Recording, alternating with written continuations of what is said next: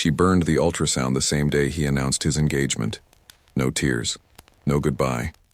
Just smoke curling from the tiny image of their future, the one he'd never know existed. Camille Hart disappeared that night, swallowed by coastal fog and silence.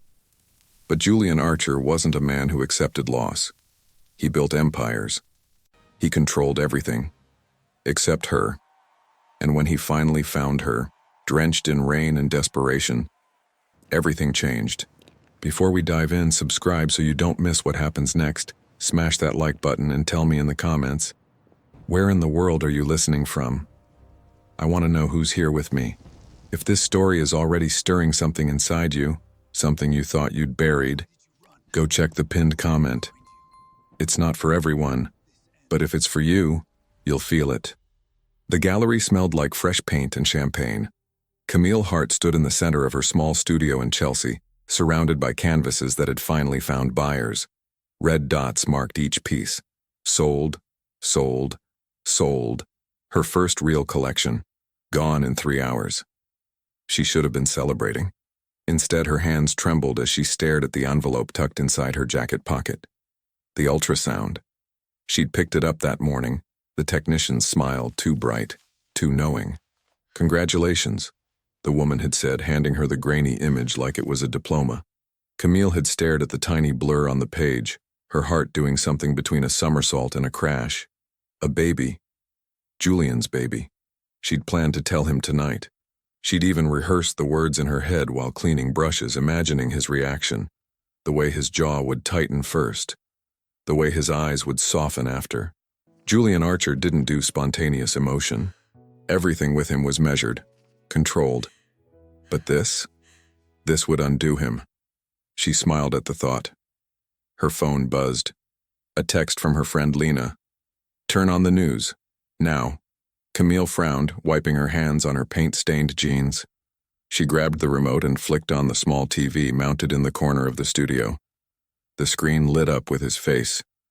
Julian. But he wasn't alone. He stood on the steps of the Metropolitan Club, impeccable in a charcoal suit, his hand resting lightly on the lower back of a woman Camille had never seen before. She was stunning, blonde, poised, dripping in diamonds that caught every flash of the cameras. The chyron at the bottom of the screen read, Julian Archer engaged to Aurora Langston, merger of 2 empires. Camille's breath stopped. The reporter's voice was a distant hum. Something about Arcturus Capital. Something about legacy. Something about a wedding date already set for spring. She couldn't hear any of it. All she could see was the ring. A massive emerald-cut diamond on Aurora Langston's perfectly manicured hand. The same hand now resting on Julian's chest as she leaned into him, laughing at something a reporter said. And Julian, he wasn't pulling away. He stood there, still, composed, his expression unreadable, the way it always was when he was negotiating a deal. Because that's what this was, wasn't it? A deal. Camille's knees buckled. She caught herself on the edge of the table, her vision blurring. The envelope in her pocket suddenly felt like it weighed 1,000 pounds. Her phone rang. Julian's name lit up the screen. She stared at it. Rang again. Her thumb hovered over the answer button. She could almost hear his voice. Low, steady, the one he used when he was about to explain something complicated. Camille, let me explain. This isn't what it looks like. But it was exactly what it looked like. She didn't answer. Instead, she pulled the ultrasound from her pocket and unfolded it slowly, her hands shaking. The grainy image stared back at her, a tiny curve of light in a sea of black. A promise. A future. Their future. Except it wasn't.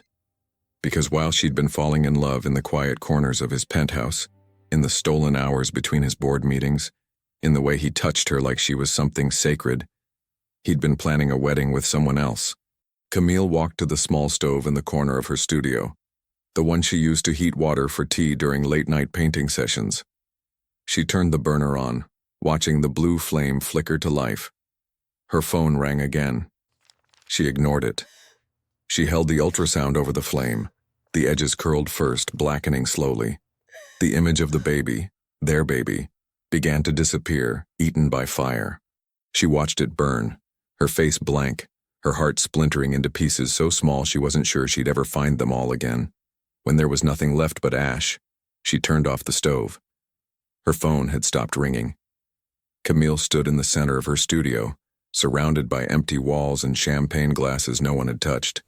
The red dots on the sold paintings felt like accusations now. She'd been so stupid, thinking she mattered, thinking she was different, thinking Julian Archer, the man who controlled billions, who moved markets with a single decision, would ever choose her over his empire. She grabbed her coat, her keys, and the small bag she kept packed for weekends away. She didn't look back at the studio, didn't turn off the lights, didn't lock the door.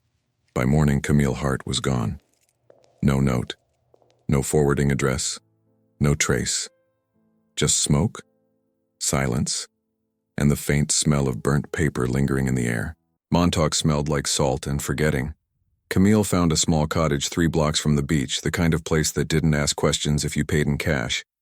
The walls were thin, the furniture mismatched, but it had windows that faced the ocean and a door she could lock. That was enough.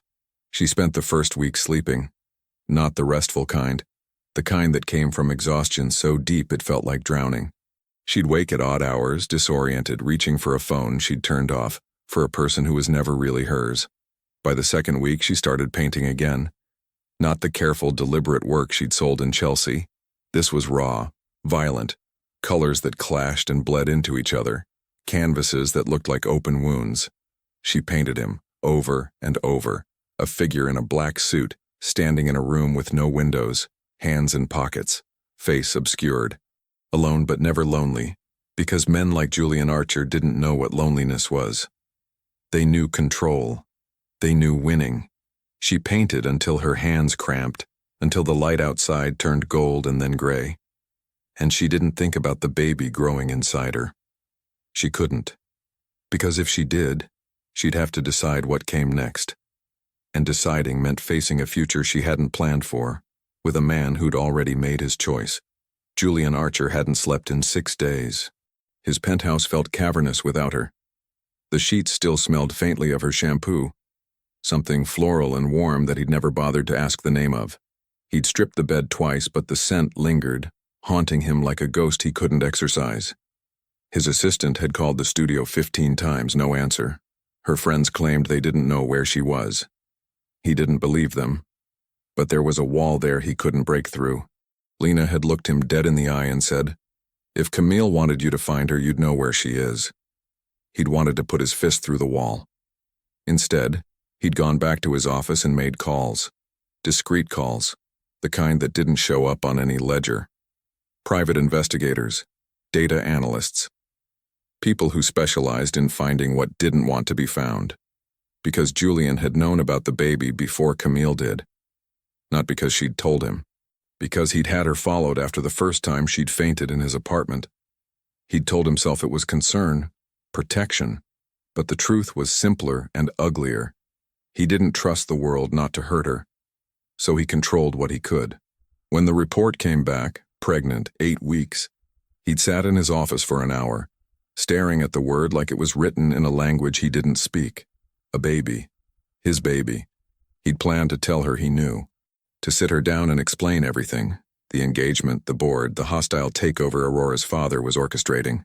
He'd planned to ask her to wait, just a few more months, just until he could dismantle the trap his own ambition had built.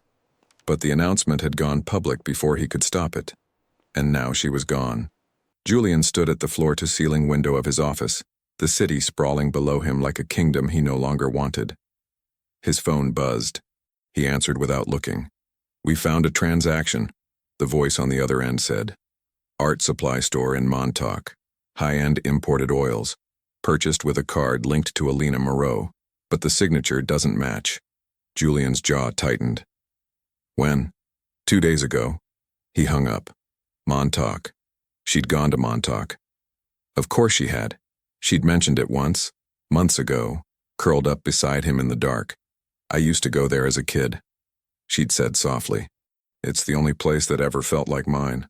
He'd kissed her forehead and filed the information away, the way he filed everything. Useful, later, leverage if needed. He hated himself for it now. Julian grabbed his coat and keys. His assistant tried to stop him at the door, rattling off appointments, board meetings, calls that couldn't be rescheduled. He didn't hear any of it. By the time he reached Montauk, the sky had turned the color of bruises. He parked outside the only art supply store in town and waited. Watching, calculating. He didn't have to wait long.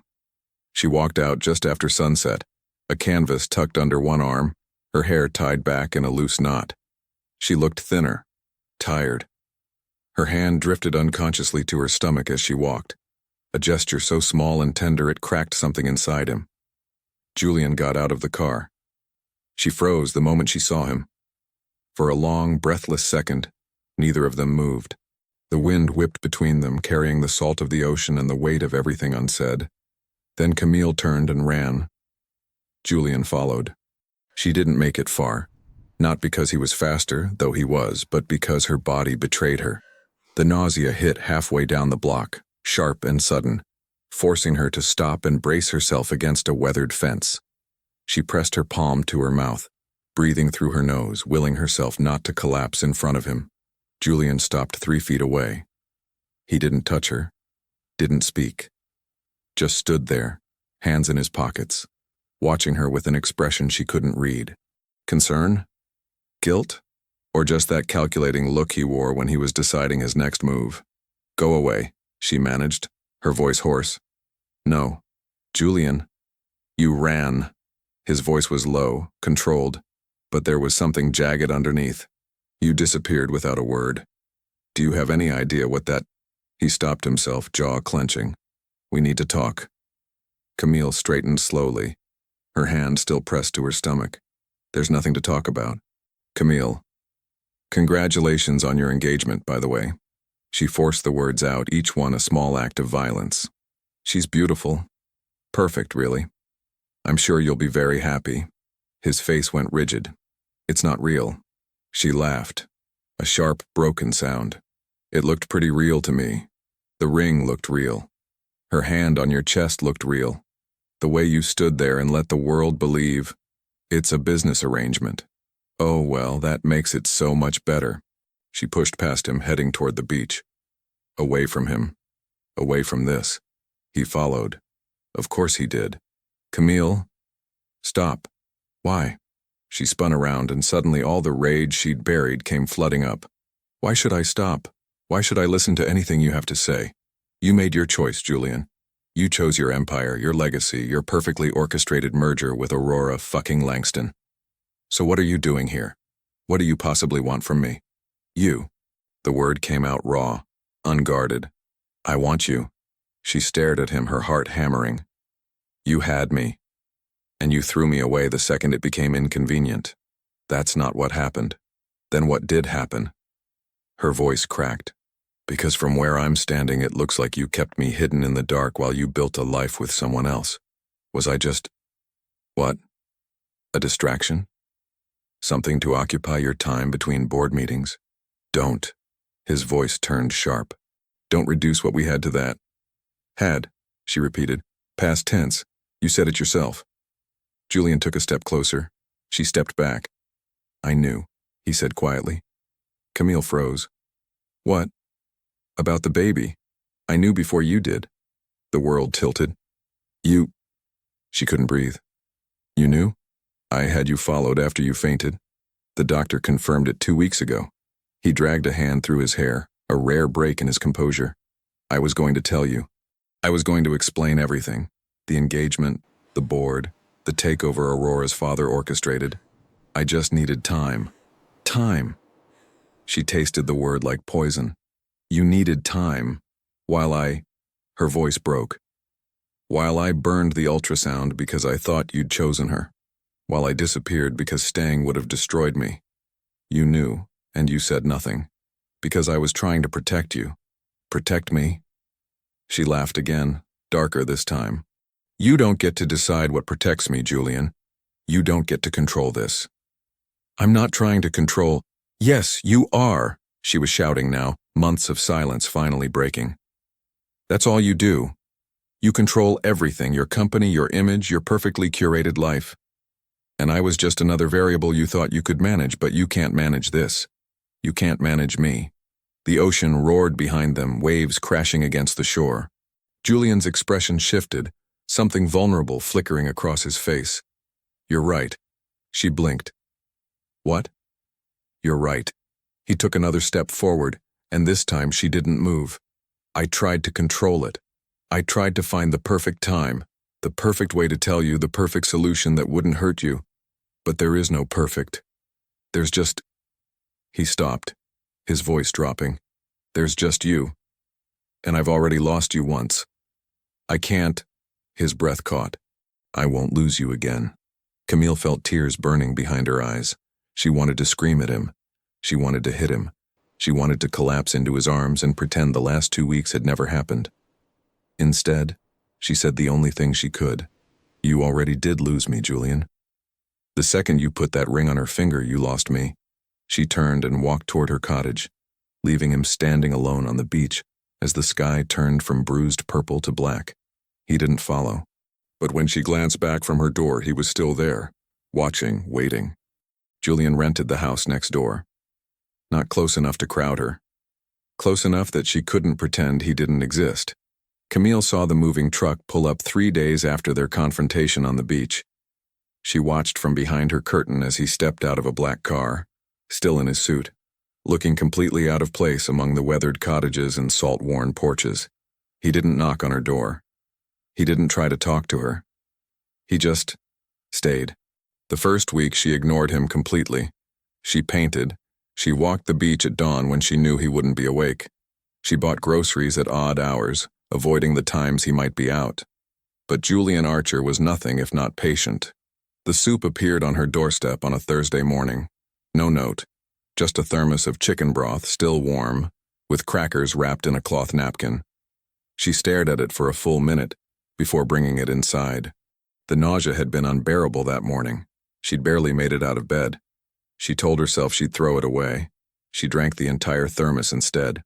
The next morning, there was tea. Ginger, the kind that actually helped. The morning after that, plain toast with honey. She never saw him leave them. Never heard his footsteps. But they kept coming, quiet and consistent, like he was learning the rhythm of her body before she even understood it herself. It infuriated her. It also kept her alive. 2 weeks in, she found him sitting on her porch steps. It was late afternoon. The sky that particular shade of gold that made everything look like a painting. He wasn't looking at his phone, wasn't working, just sitting, forearms resting on his knees, staring out at the ocean. He'd taken off his jacket, rolled up his sleeves. There was sand on his shoes. He looked tired.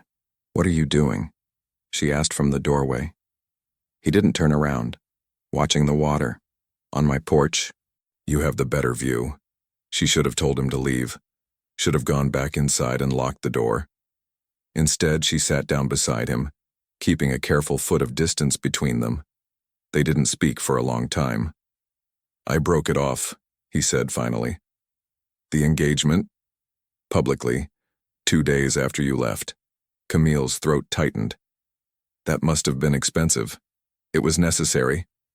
He glanced at her, his expression unreadable. Aurora's father threatened to pull his shares, tried to force a hostile takeover. The board panicked. And I told them they could have the company or they could have me. Not both. He looked back at the ocean. Turns out, I'm harder to replace than I thought. She wanted to ask what that meant. Wanted to know if he'd really blown up his empire for her or if this was just another calculation, another move on a board she couldn't see. But the words stuck in her throat. Why are you here, Julian? She asked quietly. Because you are. That's not an answer. He turned to face her fully, and the look in his eyes made her breath catch. I spent 10 years building Arcturus. 10 years making myself indispensable. Untouchable. I thought that mattered. I thought... He stopped, his jaw working. And then you disappeared, and I realized none of it meant anything. The company, the legacy, the control. It was all just noise. Camille's chest ached. Julian, you painted me, he said softly. She froze. What? In your studio? Before you left. A man in a black suit, trapped in a room with no windows. He held her gaze. I saw it when I went looking for you. Heat flooded her face. You broke into my studio. I was desperate. No apology. Just truth. And when I saw that painting, his voice roughened. I understood. You saw me clearer than I've ever seen myself. She didn't know what to say to that. I bought books. He continued. And there was something almost sheepish in his tone. About art. About your favorite painters. I've been reading them at night trying to understand what you see when you look at color and light, and he shook his head. I don't know what I'm doing, Camille. I just know I can't leave. Something cracked open inside her chest. She'd spent weeks hating him. Weeks painting her rage onto canvas, burning him out of her system one brushstroke at a time. But sitting here, watching the way the light caught the exhaustion in his face, the way his hands trembled slightly before he clasped them together, this wasn't the man from the headlines. This was someone breaking. I'm still angry at you, she said. I know. I don't forgive you. I know. And I don't know if I ever will. Julian nodded slowly, his throat working. I know that too. The waves crashed. The wind carried salt and something like hope. Camille stood brushing sand from her jeans. She paused at the door looking back at him. The soup helps, she said quietly. Thank you. It wasn't forgiveness. But it was something. And when she glanced out the window an hour later, he was still there, sitting on her porch steps watching the ocean turn dark. The storm came without warning. One moment the sky was gray and calm. The next it was black, wind howling through the eaves like something alive and angry. Rain lashed against the windows in sheets, and the cottage groaned under the assault. Camille had been painting when the lights flickered and died. She stood in the sudden darkness, heart pounding, the brush still dripping crimson onto the floor. Thunder cracked so loud it rattled her bones. She moved toward the bedroom, feeling her way along the walls when the cramping started. Sharp, low, wrong. She gasped, doubling over, one hand braced against the doorframe. It passed after a moment, leaving her breathless and shaking. Just a cramp. Normal. The doctor had said cramping was normal. She made it to the bathroom and flicked on her phone's flashlight. That's when she saw the blood. Not much. Just a few drops on her underwear, dark against white cotton. But enough. Enough to make the world stop. No. The word came out broken. No, no, no. Her knees gave out. She sank to the cold tile floor, phone clattering beside her, the flashlight beam spinning across the ceiling. Her hands shook as she touched the blood, as if confirming it was real would somehow make it less terrifying. She was losing the baby. She was losing the only piece of Julian she'd allowed herself to keep. A sob tore from her throat, raw and animal. She pressed both hands to her stomach, curling around herself as if she could physically hold everything together through sheer force of will. Please, she whispered to no one. To God. To the universe. To the tiny life inside her that might already be gone. Please don't leave me, please. Thunder crashed again, and then there were hands on her shoulders. She jerked back, gasping, but the grip was firm and familiar. Camille! Julian's voice cut through her panic. Camille, look at me. She did. He was soaking wet, hair plastered to his forehead, still in the shirt he'd been wearing earlier. He must have come through the storm. Must have heard her crying through the thin walls. There's blood, she choked out. Julian, I'm losing. Stop. He cupped her face, forcing her to meet his eyes. You're panicking. We don't know anything yet. But, where's your phone? She pointed with a shaking hand. He grabbed it, dialing quickly, his voice steady as he spoke to someone on the other end. Emergency services. The nearest hospital. How fast could they get here in the storm? While he talked, he gathered towels, pressed one gently between her legs. His hands were steady even though she could see the terror in his eyes, the same terror she felt. They can't get through, he said after hanging up. Roads are flooded. But I talked to a nurse. She said bleeding can be normal. Spotting happens. It doesn't always mean. His voice cracked. He cleared his throat. We need to keep you calm, keep you warm. We'll get you to a hospital the second the storm clears." Camille nodded numbly. Julian scooped her up like she weighed nothing, carrying her to the bedroom. He laid her down carefully, covering her with blankets, his movements precise despite the panic she could feel radiating off him. Then he did something that shattered her completely. He knelt beside the bed, pressed his forehead to her stomach, and broke. "Please," he whispered. His voice wrecked. "Please be okay. Both of you. I'll do anything. I'll give up everything. Just, please." It wasn't a prayer. It was a surrender. Camille's hand moved without thought, burying itself in his wet hair. He didn't pull away. Just stayed there, breathing against her, his shoulders shaking with something that might have been tears. The storm raged outside. Inside, they held on to each other like drowning people clutching driftwood. She must have fallen asleep at some point, because she woke to gray morning light filtering through the curtains. The storm had passed. The cottage was silent except for the steady sound of breathing. Julian was on the floor beside the bed, his hand still clasped around hers, his head resting on the mattress near her hip. He'd stayed all night. Hadn't left. Hadn't let go. She shifted slightly and he woke instantly, eyes snapping open. "How do you feel?" His voice was hoarse, tired, but she pressed her hand to her stomach. "I think it's okay. I think we're okay." The relief that flooded his face was almost painful to witness.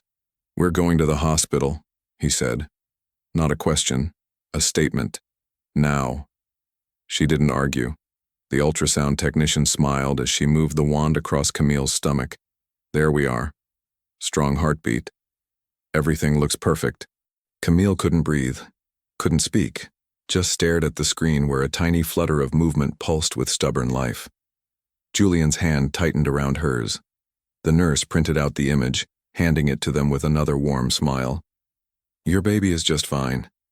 The spotting was likely implantation bleeding or stress-related. Very common. Nothing to worry about." When they walked out of the hospital, the sun was shining. Julian still hadn't let go of her hand. And Camille realized, somewhere between the terror and the relief between the floor of her bathroom and this moment, something had shifted. She looked at him. Really looked. At the exhaustion carved into his face. The suit he'd slept in. The way he held the ultrasound like it was made of glass. "You stayed," she said quietly. "I told you I wouldn't leave. Even when I pushed you away. Especially then." He stopped walking, turning to face her fully. "I'm not going anywhere, Camille. Not now. Not ever. Whether you forgive me or not. Whether you let me in or not, I'm staying." She didn't have words for what she felt, so she stepped closer, just one step, and rested her forehead against his chest. His arms came around her immediately, holding her like she was the only thing keeping him standing.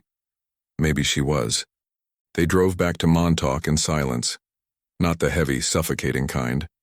Something softer. The kind of quiet that exists between people who've survived something together and don't need to fill every space with words. Camille watched the coastline blur past, the ultrasound image resting in her lap. Julian drove with one hand on the wheel, the other stretched across the console. Not touching her, but close enough that she could feel the heat of his skin. When they pulled up to her cottage, he turned off the engine but didn't move to get out. "Can I come in?" he asked. She should have said no.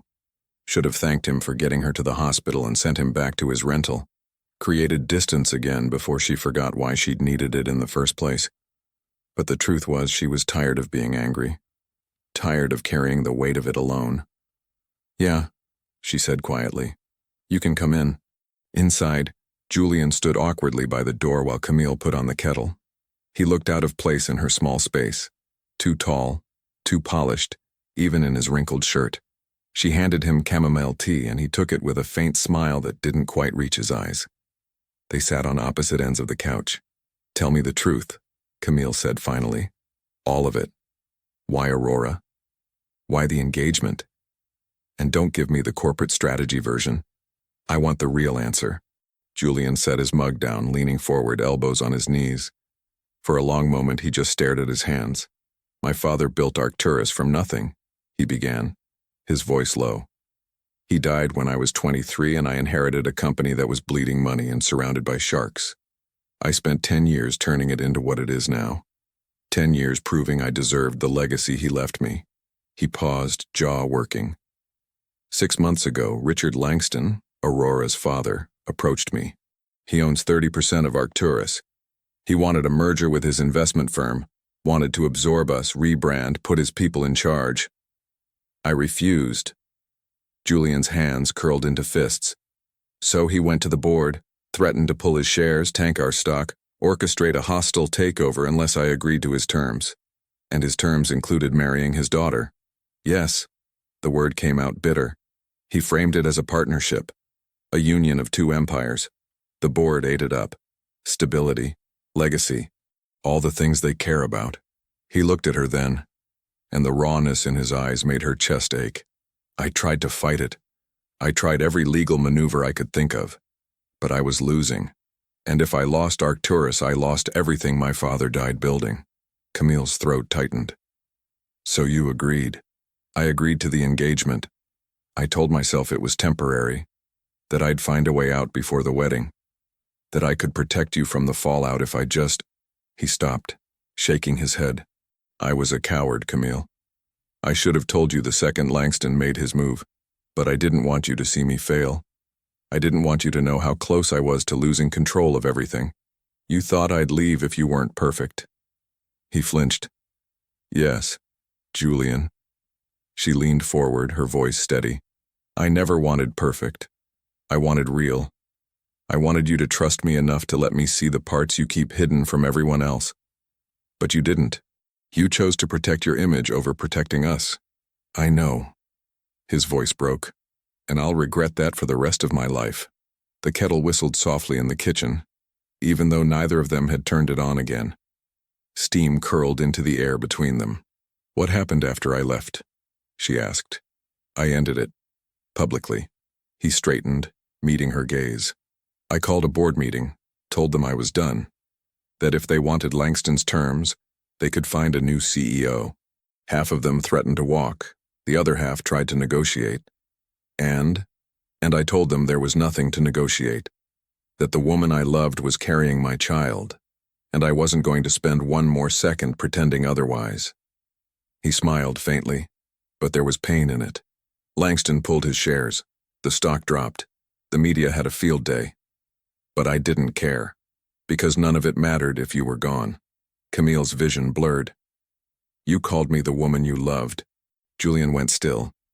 Yes. Past tense? No. He shifted closer, his voice dropping to something raw and unguarded. Present tense, future tense, every tense that exists, Camille. I love you. I've loved you since the first time you showed me one of your paintings and told me art was the only language that made sense. I love the way you see color where I only see gray. I love that you burn things when you're angry instead of throwing them. I love... Stop. Her voice cracked. She pressed her fingers to her eyes, trying to hold herself together. You can't just say that and expect... I don't expect anything. He reached for her hand, hesitating before touching her. I'm not asking you to forgive me. I'm not asking you to love me back, I'm just telling you the truth. Finally. The way I should have done from the beginning. She looked at their hands, his larger, scarred across the knuckles from some childhood accident he'd never explained. Hers still stained with paint she could never quite scrub clean. I saw your scars that night, she whispered. The ones you don't let anyone see. He swallowed hard. I know. You were terrified. I still am. She lifted her gaze to his. Of what? Of being too late, he said simply. Of you deciding I'm not worth the risk. Of our daughter growing up thinking her father was the man who made her mother cry. Daughter. A ghost of a smile. The nurse let it slip while you were getting dressed. I wasn't supposed to hear. He squeezed her hand gently. We're having a girl, Camille. Something inside her chest cracked wide open. A daughter. Their daughter. She didn't realize she was crying until Julian reached up and brushed the tears from her cheek with his thumb. I want to be better, he said quietly.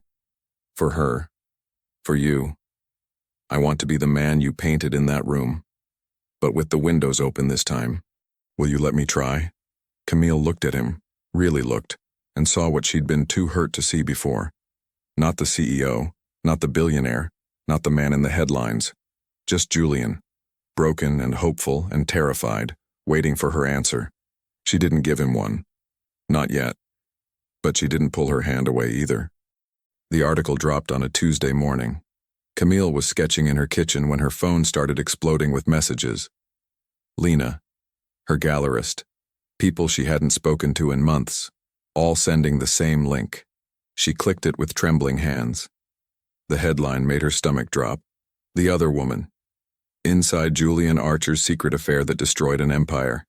Below it, a photo she'd never seen before. Her and Julian, leaving his penthouse late at night. The image was grainy, clearly taken from across the street but unmistakable. His hand on her lower back. Her face turned toward his, laughing at something he'd said. She looked happy. She looked in love. Camille's hands shook as she scrolled through the article. Every private moment laid bare. Details only someone close to Julian would know. The restaurants they'd gone to, the nights she'd stayed over, even the weekend they'd spent in the Hamptons when he'd told everyone he was at a conference. And then, the final paragraph. Sources close to Aurora Langston confirm that Archer's relationship with Hart began months before his engagement was publicly announced. She knew he was committed to someone else, the source states. She pursued him anyway. And when the truth came out, she disappeared, conveniently pregnant. It's the oldest trick in the book. The phone slipped from Camille's hands. Conveniently pregnant. The oldest trick in the book. She couldn't breathe. Within an hour, photographers were camped outside her cottage. Vans with satellite dishes. Reporters shouting questions through her windows. Miss Hart, did you know about the engagement? Is it true you're using the baby to trap him? How much is Julian Archer paying you to stay quiet? She closed all the curtains and sat in the dark, arms wrapped around herself, while the world outside tried to tear her apart. Julian saw the article in his car on the way to a meeting. He read it twice, his jaw tightening with each word before he made the call. Get me Aurora Langston, now. She answered on the third ring, her voice smooth as silk. Julian, I was wondering when you'd call. What the hell did you do? I told the truth. She sounded almost bored. You humiliated me. You broke off our engagement on national television and announced you were in love with some, what did you call her? Struggling artist. Did you really think I'd just disappear quietly? You leaked private information. You put Camille's life in danger. Oh, please. Aurora laughed.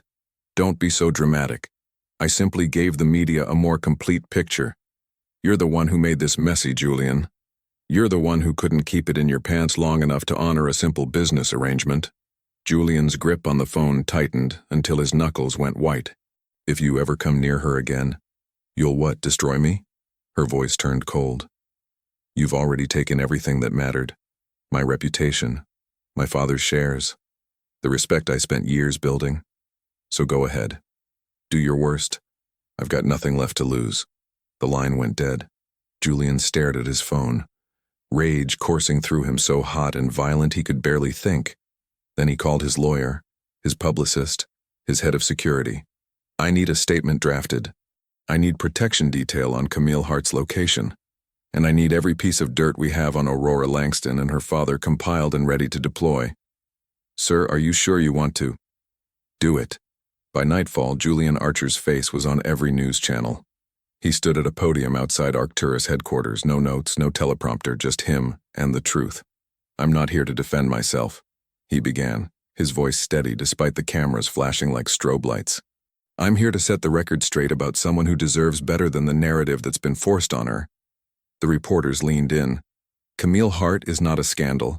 She's not a scheme. She's not the other woman. He paused, his eyes burning with an intensity that made even the jaded press corps go quiet. She's the woman I fell in love with before any engagement was ever announced. Before my company became a bargaining chip in someone else's power play. Before I was forced to choose between my father's legacy and my own happiness. He gripped the podium. My engagement to Aurora Langston was a business arrangement orchestrated by her father to gain control of Arcturus capital. It was never real. There was no relationship, no love. Just contracts and leverage and the kind of manipulation that happens when money matters more than people. Someone shouted a question. He ignored it. Camille knew nothing about any of it.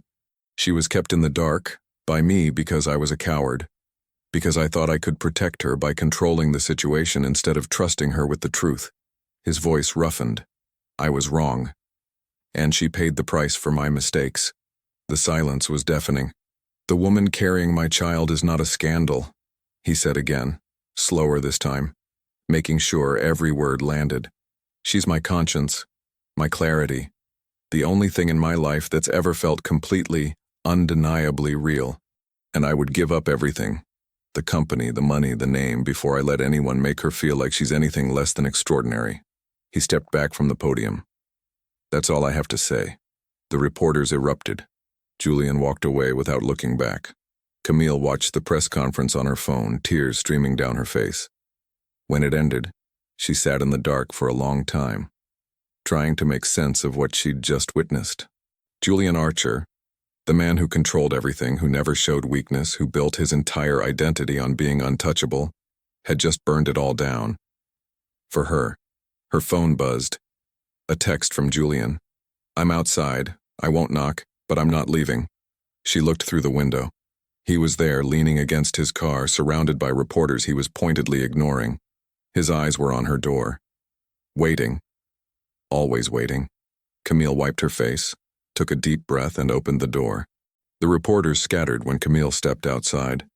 Not because she said anything, not because Julian did, but because the look on her face, raw, vulnerable, completely stripped of pretense, made even the hungriest journalist lower their camera.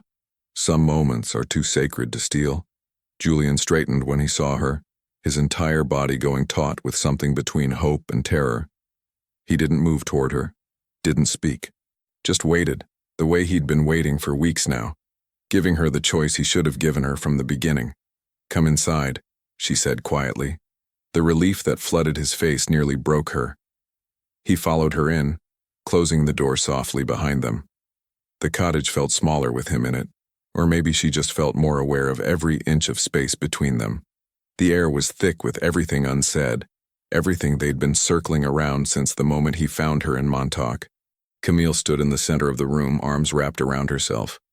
That press conference, I meant every word. You shouldn't have done that. Yes, I should have. He took a careful step closer. I should have done it the day I met you. I should have stood in front of every camera in New York and told them you were the only thing that mattered.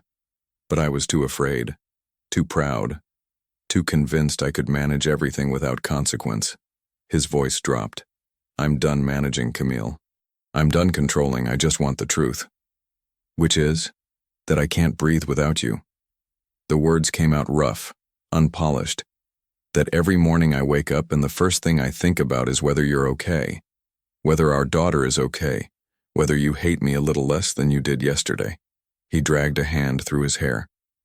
I know I don't deserve forgiveness. I know I don't deserve you. But I'm asking anyway, because the alternative, living without you, is something I can't survive. Camille's throat burned. You really gave it all up. The engagement, the merger, your father's legacy. No, Julian shook his head. I gave up the version of myself that thought any of that mattered more than you. Arcturus still exists. My father's legacy is intact, but it's not the same. I'm not the same. He met her gaze. You changed me, Camille. You made me want to be someone worth loving. I already loved you, she whispered, even when I hated you. Even when I burned that ultrasound and disappeared. I loved you so much it terrified me. Loved. He caught the past tense. Not anymore. She stepped closer. Close enough to see the exhaustion etched into his face, the shadow of stubble he'd stopped bothering to shave. I don't know, she admitted. Part of me still wants to push you away. To protect myself. To prove I don't need you. You don't need me. I know. But maybe... He reached for her hand, hesitating an inch from her skin. Maybe you could want me anyway. Camille looked at his hand, steady despite everything, despite the cameras and the articles and the empire he'd dismantled piece by piece. She thought about the soup on her doorstep, the books about art he'd read in the dark, the way he'd held her on the bathroom floor, whispering prayers to a God he'd never believed in, the way he'd stayed, She took his hand. Julian's breath caught. "I'm still scared," she said. "So am I. And I'm still angry. I know. But I'm tired, Julian." Her voice cracked. "I'm tired of carrying this alone. I'm tired of pretending I don't want you here. I'm tired of—" He pulled her into his arms before she could finish.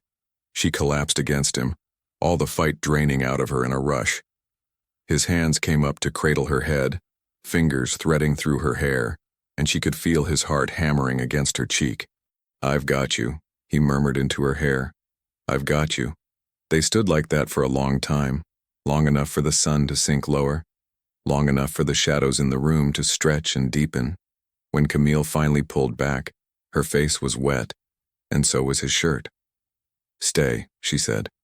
Not a question, not a command, just a truth she couldn't hold back anymore. Julian's eyes searched hers. "Are you sure?" "No." She smiled faintly. "But stay anyway." He followed her to the bedroom, both of them moving slowly, carefully, like they were learning a new language. Camille sat on the edge of the bed, and Julian knelt in front of her, his hands resting lightly on her knees. The intimacy of it, the reverence, made her chest ache. "I don't know what happens next," she admitted. "Neither do I." He brushed a strand of hair from her face, his touch feather-light. "But I know I'm not going anywhere. Whatever comes next, we face it together." She leaned forward, resting her forehead against his. Their breath mingled in the space between them. Warm, shared, alive. "Together," she repeated. Julian's hands slid up to cup her face, his thumbs tracing the line of her jaw. He looked at her like she was something precious, something worth every sacrifice he'd made. "Can I kiss you?" he asked, his voice barely above a whisper. Camille answered by closing the distance. The kiss was soft at first, tentative, testing, then deeper, hungrier, like they were both trying to make up for every moment they'd lost. His hands tangled in her hair. Her fingers clutched his shirt. The world narrowed to just this, just them, just now. When they finally broke apart, both breathing hard, Julian pressed his lips to her forehead, her cheeks, the bridge of her nose. "I love you," he said against her skin. "I'll spend the rest of my life proving it." Camille pulled him onto the bed beside her, and he went willingly, wrapping himself around her like he was afraid she might disappear if he let go. They lay there in the growing darkness, her back to his chest, his hand splayed protectively over her stomach where their daughter grew. "Julian?" "Yeah? Thank you for staying." His arms tightened around her. "Thank you for letting me." Outside, the ocean whispered against the shore.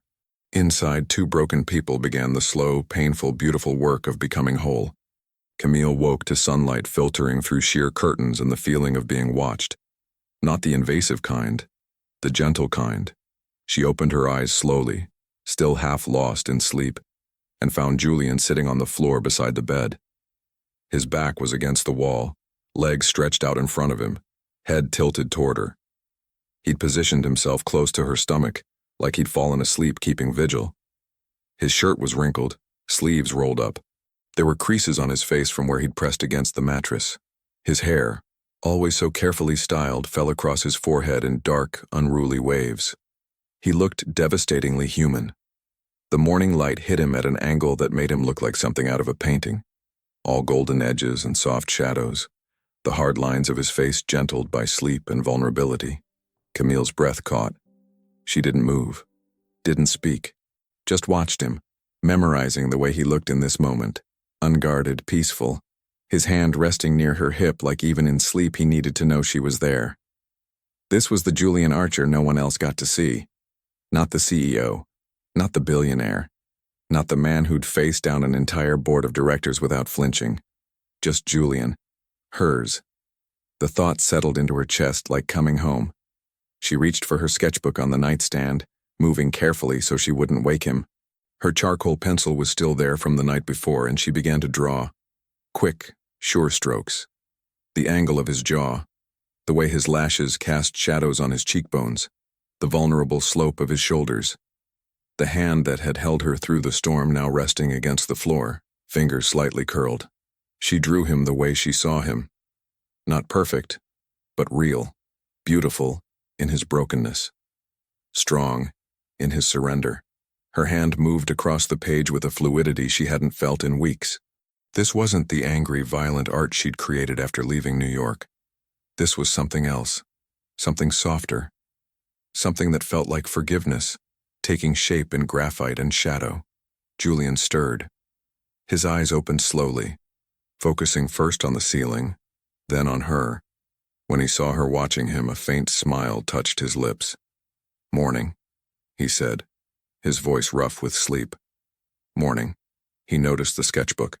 "Were you drawing me?" "Maybe." "Can I see?" Camille hesitated, then turned the sketchbook toward him. His expression shifted as he took it in. Surprise first, then something deeper, something that made his throat work as he swallowed. "You made me look—" He stopped, searching for words. "Human. You are human. Not according to most people. Most people don't know you." She set the sketchbook aside. "Why were you on the floor?" Julian glanced at his awkward position, then back at her. "I wanted to be close. But I didn't want to assume—" He ran a hand through his hair. "I didn't know if you'd want me in the bed when you woke up. So I stayed here." Near enough. The confession did something to her heart. "Julian." "Yeah? Next time, get in the bed." Something lit in his eyes. Hope, relief, joy, all tangled together. "Next time? If you keep sleeping on floors, you're going to wreck your back. And then how will you carry all those soup thermoses to my door?" He laughed. A real laugh. The kind she hadn't heard from him in months. It transformed his entire face, erasing years of carefully maintained composure. "Come here," she said softly.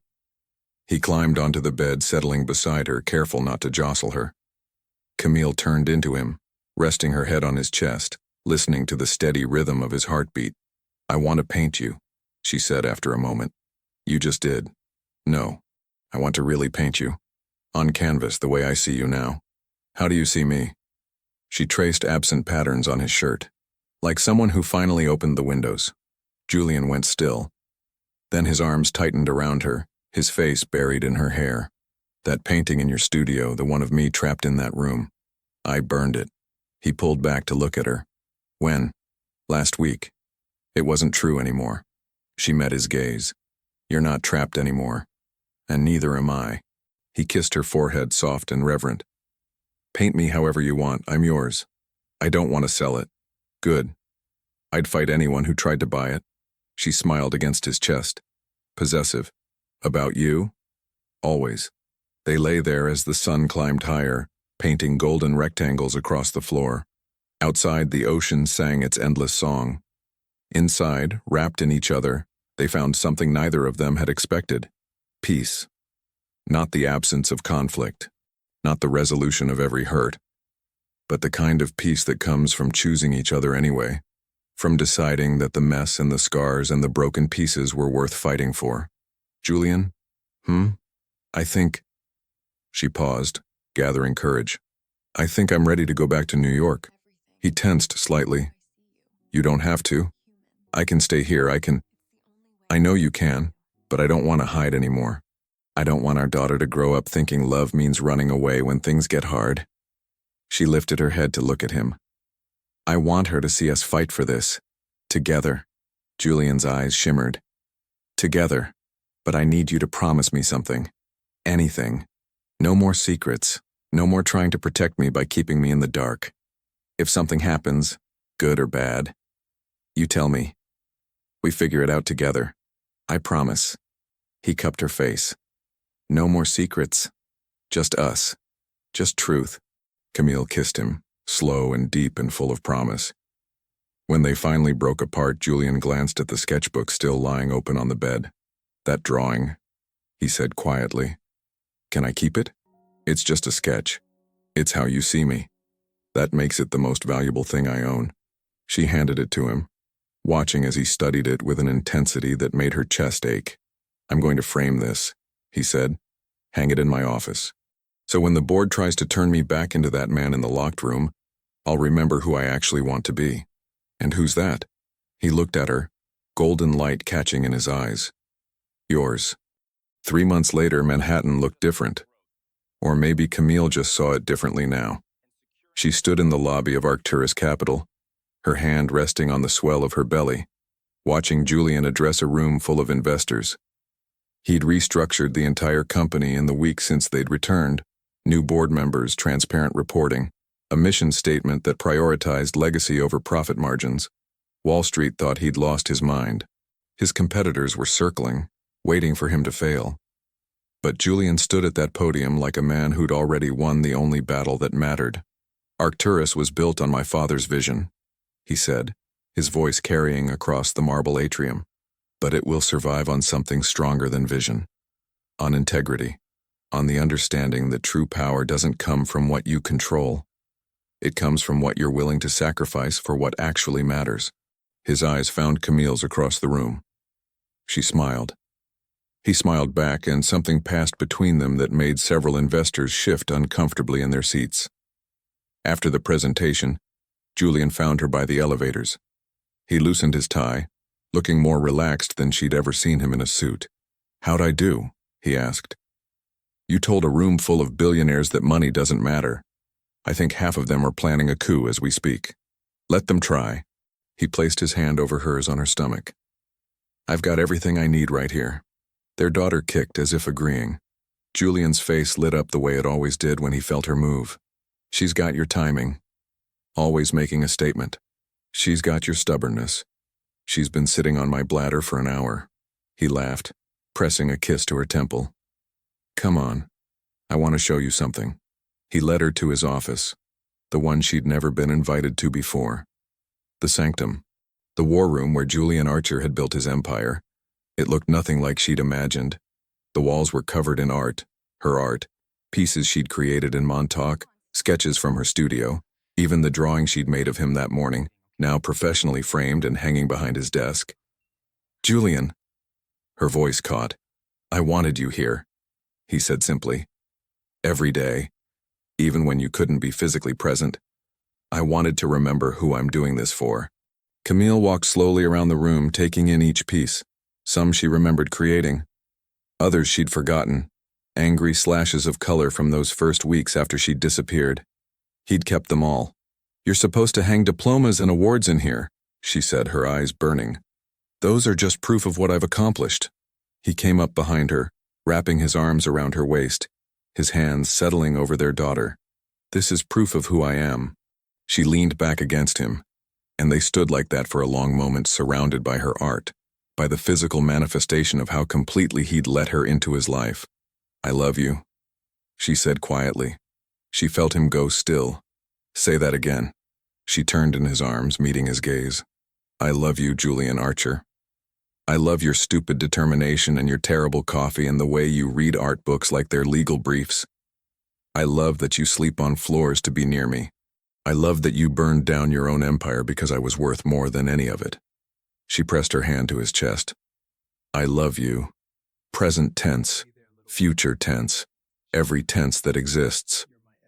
He kissed her like she was oxygen. When they broke apart, both breathing hard, he rested his forehead against hers. "Marry me," he said. Camille pulled back slightly. "What? Marry me? Not because of the baby, not because of obligation or expectation or what anyone else thinks." His hands framed her face. "Marry me because I want to spend the rest of my life proving I'm worthy of you. Because I want our daughter to grow up knowing what it looks like when two people choose each other every single day. Julian, you don't have to answer now. You don't have to answer ever if you're not ready. I just needed you to know that when I look at the future, the only version that makes sense is the one where you're my wife." Tears spilled down her cheeks. "Ask me again," she whispered. "After she's born. After you've changed 1,000 diapers and seen me at my absolute worst, ask me then." He smiled. "Deal. But for the record," she kissed him softly, "my answer is probably going to be yes." "Probably?" "Definitely." 4 weeks later, everything went wrong. Camille woke at 3 a.m. to pain so sharp it stole her breath. Julian was beside her instantly, already reaching for his phone, already calculating distances to the hospital. "It's too early," she gasped. "Julian, it's too early. We're going now." The drive was a blur, Julian's hand never left hers, even as he navigated through empty streets, even as he carried her into the emergency room like she weighed nothing. The doctors spoke in calm, measured tones that did nothing to ease the terror clawing at Camille's chest. Complications, preeclampsia, emergency C-section. She heard the words but couldn't make sense of them. All she knew was Julian's hand in hers and his voice, steady and sure, cutting through the chaos. "You're the strongest person I know," he said, his face close to hers as nurses prepped her for surgery. "You survived me. You can survive this." She wanted to laugh, wanted to tell him that surviving him had been the hardest thing she'd ever done. But then the world went white and fuzzy at the edges, and the last thing she heard was his voice. "Don't leave me, Camille. Please, don't leave me." She woke to crying. Not hers. A baby's. Camille's eyes fluttered open, disoriented, her body heavy with medication. Julian sat beside her bed, and in his arms, in his arms was the tiniest, most perfect human she'd ever seen. Their daughter. She had a shock of dark hair and Julian's nose and lungs that were clearly working perfectly based on the strength of her cries. "Hey," Julian said softly, his voice wrecked. "She wanted to meet you." He stood carefully, placing the baby in Camille's arms, adjusting her until everything felt secure. Camille looked down at her daughter, at this impossible, beautiful thing they'd created, and felt something click into place inside her chest, like the last piece of a puzzle she hadn't known she was solving. "Hi, baby," she whispered. The crying stopped. Their daughter blinked up at her with unfocused eyes, and Camille started crying instead. "You did it," Julian said, his hand on her shoulder. "You were incredible. Is she okay?" The doctor said, "She's perfect. 5 pounds, 3 ounces, strong heartbeat, healthy lungs, obviously." He smiled through his own tears. "She's a fighter, like her mother." Camille traced a finger along their daughter's tiny hand, watching in awe as the baby's fingers curled around hers. "Clara," Julian said quietly. Camille looked up. "I thought, if you agree, we could name her Clara. It means light, clarity, and she—" His voice broke. "She's both of those things. She's every moment of clarity I've had since I met you, condensed into one perfect person." "Clara," Camille repeated, testing the name.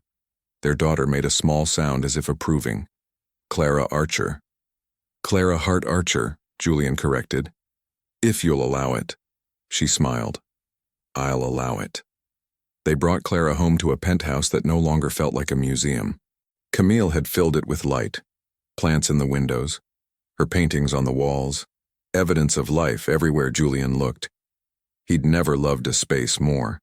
At night, he'd find Camille in the nursery, painting by lamplight while Clara slept. She was working on something new, a large canvas that was slowly taking shape. One evening, he stood in the doorway, watching her work, and finally asked, "What is it?" She smiled without looking back. "You'll see. It's not finished yet." It took 3 more weeks. When Camille finally unveiled it, Julian stood frozen.